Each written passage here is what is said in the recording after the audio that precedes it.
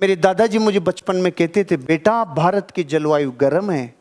तो मैं सर्दियों में कहता था, दादाजी आपका दिमाग खराब है, कितनी सर्दी पड़ रही है, आप बोल रहे हो भारत की जलवायु गर्म है।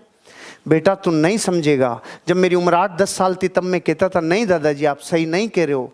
जब मैं 20 साल का हुआ तब मेरे को बात समझ में आई। दादाजी ने बोला, बेटा तू बैंगन को फ्रिज में भी रख देगा ना और उसको खाएगा तो गर्मी करेगा।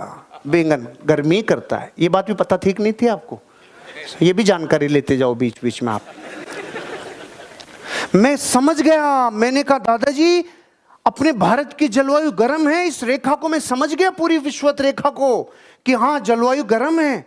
मैंने कहा लेकिन ये बार बार मुझे क्यों कहते हो? तो वो मुझे कहते थे, बेटा इसलिए कहता हूं, जिन देशों की जलवायु गर्म होती है, जिन देशों की जलवायु गर्म होती है वहाँ गरीब लोग ज़्यादा होते हैं, वहाँ अमीर और कामयाब होना मुश्किल होता है।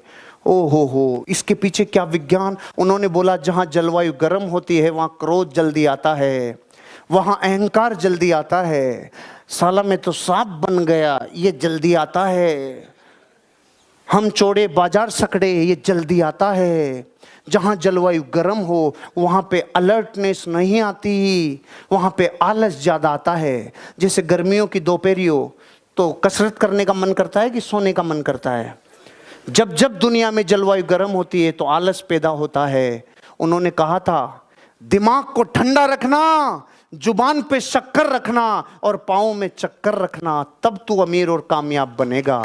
उनकी बात को मैंने माना, उनकी बात को मैंने माना, उनकी बात को फॉलो किया और बात समझ में आ गई।